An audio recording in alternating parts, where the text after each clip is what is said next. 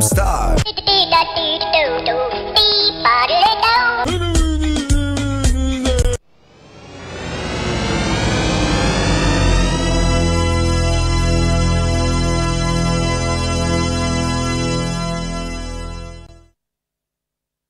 Et bonjour à tous et bienvenue dans l'émission Pop et compagnie. Nous sommes aujourd'hui le mardi 24 décembre 2015 et nous sommes en direct comme d'habitude à 18h les mardis, une fois sur deux.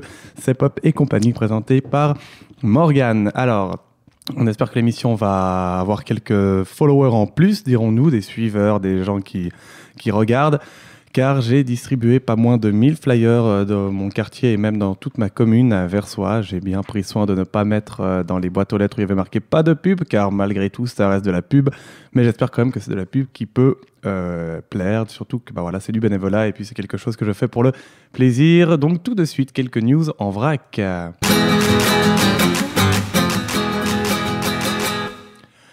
Alors, news en vrac, bon, vous n'êtes pas sans savoir ce qui s'est passé ces derniers temps, ce n'est pas toujours drôle et justement, je prends le parti d'en rire, du moins le plus possible, entre guillemets, bien sûr, compte tenu des contextes. Et pour cela, il y a eu un florilège de tweets, notamment, qui ont déferlé sur le web.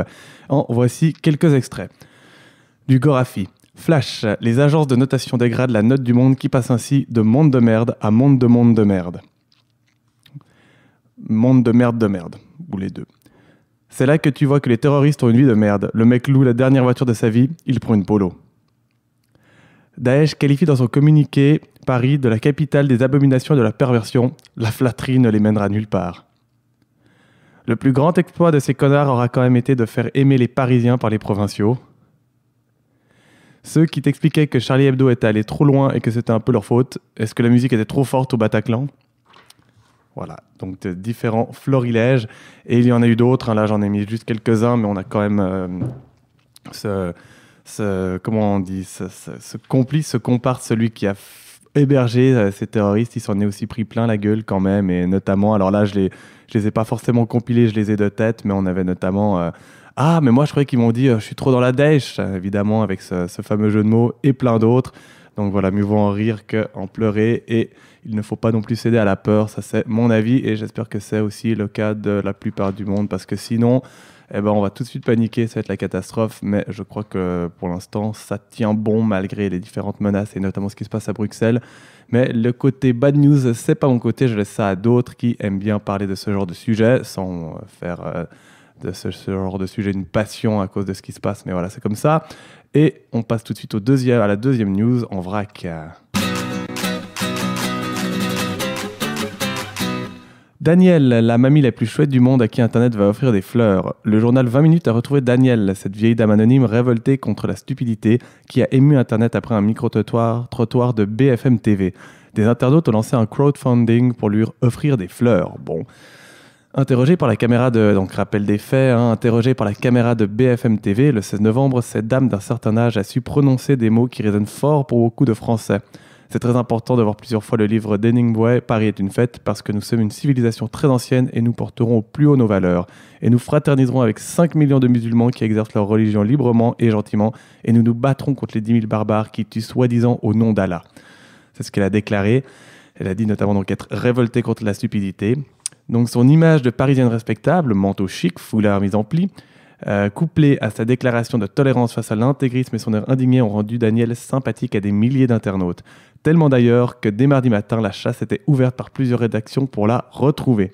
J'ai été très heureuse de voir que beaucoup de musulmans m'ont dit « Merci madame ». Et le hashtag est apparu « Des fleurs pour Danielle ». Preuve de l'amour qu'elle suscite sur le web, un internaute a eu l'idée géniale de remercier Daniel en lui envoyant un bouquet de fleurs de la part d'Internet, entre guillemets.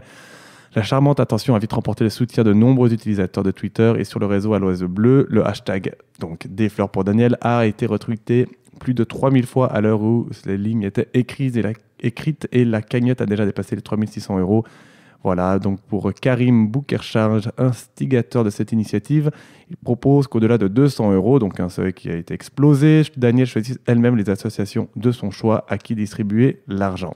Voilà, donc quand même quelques petits actes positifs et puis de joie, si je puis dire, ou en tout cas une manifestation de ces gens qui ont bien fait la différence entre ce qui s'est passé et l'islam qui, bien sûr, n'est On va pas dire enfin, ça n'a rien à voir avec ce que l'islam prône comme valeur, évidemment, ni la religion de manière générale. Maintenant, on sait que voilà, la religion n'est pas toujours utilisée dans un bon but, hein, et je crois que le christianisme n'a jamais, enfin, a aussi fait beaucoup de mal. Mais voilà, bon, pour ma part, je n'ai aucune religion. Mes parents m'ont laissé le choix, enfin, ils n'ont mis aucune religion. J'ai été baptisé, mais pas confirmé, sauf erreur. Je n'ai jamais vraiment suivi enfin, de cours de catéchisme. Je n'en ai que la culture de ce que je connais à travers les nouvelles et les échanges avec différentes personnes. Et pour l'instant, je suis très bien comme ça. Je suis agnostique, je crois bien à certaines choses, mais encore faut-il bien choisir. Voilà, ça c'était le petit côté quand même Paris et puis les aspects religion. On va passer à quelque chose d'encore un petit peu plus léger, hein, si on pouvait essayer de faire cette légèreté parmi cette lourdeur de l'actualité de ces derniers jours. Un peu plus de légèreté, mais tout de suite on va s'écouter une musique que vous allez sans doute reconnaître pendant 2 minutes. C'est parti.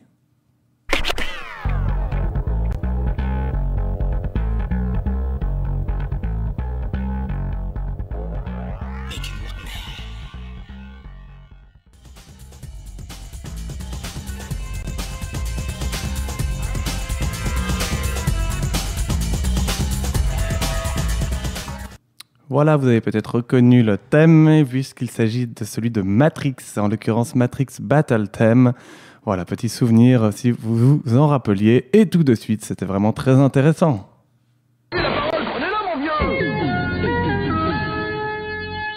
Et on continue sur la thématique de Tinder et des statistiques. Deuxième ou troisième, ou je sais plus, statistiques. 26% des utilisateurs de sites de rencontres ont déjà couché le premier soir avec quelqu'un rencontré via un site, soit, explique l'étude, 2 fois plus que ceux à qui c'est arrivé après avoir rencontré quelqu'un au club. Dans un club, donc à 13%. L'IFOP note à ce propos, donc l'IFOP, je crois que c'est l'Institut fédéral statistique machin, je sais pas quoi de la France, assez logiquement, la proportion de Françaises ayant déjà couché lors d'une première date est donc plus élevée, 47%, que lors d'une première rencontre, 34%. Alors, la différence entre date, hein, c'est en guillemets date, rencontre, ouais, je l'ai dit date, mais en fait c'est plutôt date hein, en anglais, donc vraiment la première fois où vous voyez spécifiquement. Et une première rencontre où c'est vraiment juste la première fois qu'on se rencontre, on n'a pas discuté avant, pour si vous n'aviez pas compris la différence. Peut-être que j'étais le seul sur le moment. Non, bah, j'avais compris, mais bref, c'était bien pour faire la différence, on s'en fout. Donc 47% pour la première date, 34% pour la première rencontre, ou une première occasion, 40%. Non, occasion, je ne sais pas trop maintenant où on se trouve dans les nuances. À ce titre, il est intéressant de noter que les Françaises semblent assez peu respecter les principes de rituel de la date à l'américaine qui prescrit les rapports sexuels complets avant le 3e rendez-vous. Ça, c'est bien une règle à l'américaine, ou c'est peut-être rien à voir avec ça, hein, pas d'amalgame, mais ça vient de là-bas. M'étonnerait. Ils sont plutôt libres là-bas, non? Je sais pas. Peut-être pas. Enfin, pourquoi on dit ça? Bref, dans ce sens, Tinder, Once ou tout autre outil social qui casse l'ambiguïté de la rencontre sont autant d'applis qui ont fait augmenter la proportion de Françaises et de Français couchant dès le premier soir. Voilà, on parle des Français, mais évidemment, je pense que ça s'applique également à d'autres peuples, dont la Suisse toute proche, et dont je fais partie. 20% des Français se sont déjà masturbés pour faire baisser leur niveau de tension ou d'excitation sexuelle avant un rendez-vous susceptible de déboucher sur un rapport sexuel. Bon, je suis surpris qu'il n'y ait que 20%, très franchement. Voilà, ça vous en dit un peu plus sur ma... Bref, oui, une partie des Français se masturbent avant un premier rendez-vous, débouchant probablement sur une relation sexuelle. L'IFOP évoque alors une expression aka « the safety wank », une pratique soi-disant popularisée par Ben Stiller dans le film Marie à tout prix. Selon l'IFOP, en moyenne, 30% des Français s'adonnent à cette pratique. Dans le détail, 51% des hommes de moins de 25 ans et 61% des hommes en cours d'études. Donc vous voyez que la proportion baisse vite avec l'âge. Les justifications sont les risques d'éjaculation précoce ou tout simplement pour faire baisser leur niveau de tension ou d'excitation sexuelle. Une seule femme sur 10, 11%, admet l'avoir fait au moins une fois. Beaucoup moins, vu qu'elles sont moins déjà à le faire de manière globale. En revanche, les femmes s'attachent plus que les hommes à une préparation corporelle et vestimentaire. L'entretien de la pilosité trace un fossé entre les femmes, 36%, et les hommes, 12%.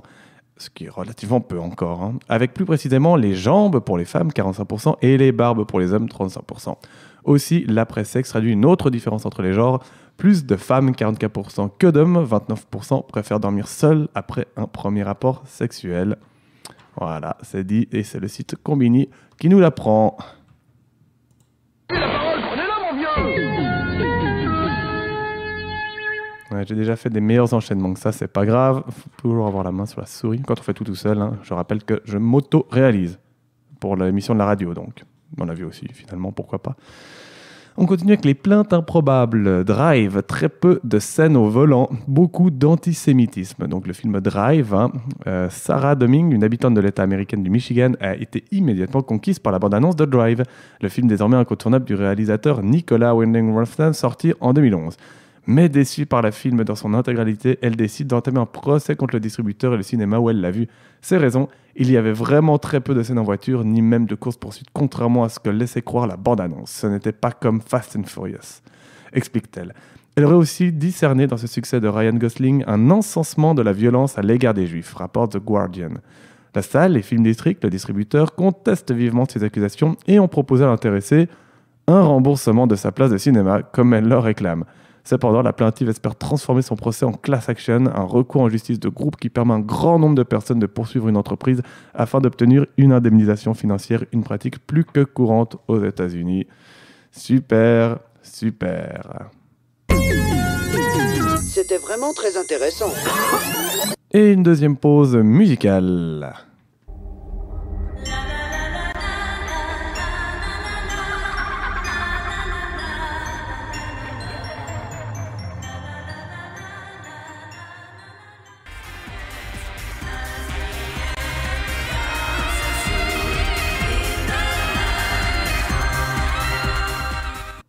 Voilà, et donc c'était In the Land of Twilight, Under the Moon de l'anime .hack, une musique composée par Yuki Kajiura, que vous avez déjà pu entendre plusieurs fois dans cette émission, puisqu'elle a aussi composé les bandes originales de Sword Art Online, Madoka, Gundam et Noir, pour ne citer que les plus connus et que j'ai déjà diffusés, puisque ce sont tous des animés que j'ai déjà vus, non pas Gundam en l'occurrence, c'est le seul. C'est celui qui me manque d'ailleurs. Là, je suis un peu en train de me faire des Evangelion, l'animé. Oui, c'est un vieil animé. Mais bon, voilà, j'y vais tranquille. Je ne suis pas non plus un grand féru qui fait ça tous les jours. On poursuit encore avec quand même encore une ou deux petites perles du web du style très intéressant.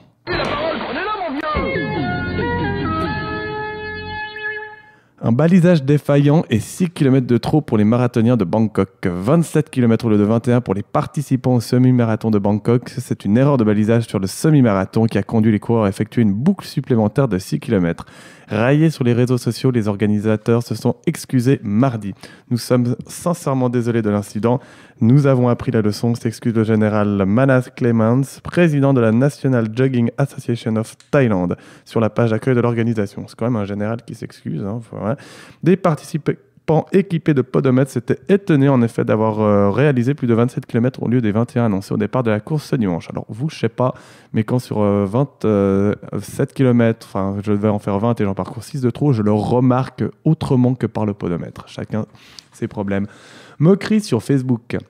Nos équipes ont indiqué par erreur un demi-tour ajoutant 6 km, a expliqué le comité d'organisation. L'annonce de la NJAT, l'organisation, qu'elle enverrait en compensation des t-shirts aux participants de ce Standard Charter Marathon présenté comme une course de niveau international à travers le cadre drôle de phrase. Bref, ça a vraiment fait des sarcasmes qui a été sur la page Facebook où il y a eu beaucoup de commentaires. Voilà, ça c'était le petit truc pour terminer sur d'autres choses que les rubriques. C'était vraiment très intéressant.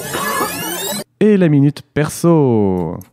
Time goes by so slowly.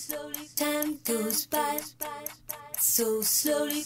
La minute perso, c'est comme assez souvent, je vais au cinéma et j'aime bien en parler, j'en profite dans cette minute perso. Et qu'est-ce qu'il y a ces temps-ci comme blockbuster au cinéma?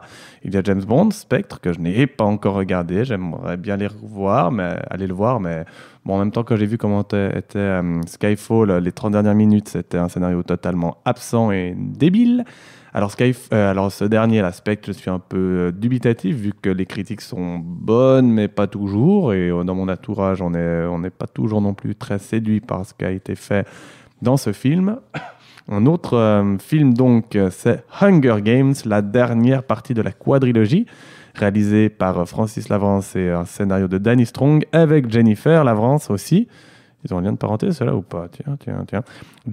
Josh Hutcherson, Liam Hemsworth, Woody Harrelson et Donald Sutherland dans le rôle du président Snow. Le dénouement de cette quadrilogie. Je l'ai vu, je l'ai trouvé très sympa. Les critiques aussi étaient un peu comme Spectre, c'est-à-dire entre positives et mitigées. Mais en l'occurrence, moi, j'ai trouvé que c'était très bien, pas non plus exceptionnel. Un scénario pas forcément toujours prévisible, parfois oui. Des retournements intéressants. Donc, en tout cas, je vous conseille d'aller le regarder. C'est toujours assez agréable de toute façon. C'est quand même du beau spectacle. Et voilà, sur des différentes thématiques qui ne nous sont pas inconnues, hein, notamment les combats entre pauvres et riches, entre guillemets, enfin les uptown et downtown, la ville du haut, la ville du bas, ce genre de choses. On retrouve un peu ce genre de thématique, mais tourné différemment. Et ça marche assez bien. La preuve, c'est quand même la franchise a très bien fonctionné. Le scénario était très sympa. C'était un livre, hein, sauf erreur, je ne me rappelle plus ça, mais il me semblait que c'était donc à la base un livre, à la même manière que Twilight, sauf que Twilight, c'est pas du tout la même chose, voilà. C'était la Minute Perso et ça met également la fin à l'émission. Donc je vous remercie de l'avoir suivi ou de l'avoir réécouté en podcast sur YouTube, donc Pop et compagnie. Si vous voulez avoir les chansons en intégralité, vous pouvez aller sur le site internet de radio-100-chaîne, donc 100 S-A-N-S, pas de chaîne, radio sans chaîne.com. Vous cliquez sur Pop et compagnie, vous avez les podcasts qui sont mis en ligne, généralement dans la soirée. Et voilà, n'hésitez pas à commenter sur la page Facebook Pop et compagnie. Et on se retrouve, sauf erreur, mardi dans 2 semaines, à la même heure, à 18h, en direct sur Radio Sans Chaîne. Merci beaucoup et à la prochaine.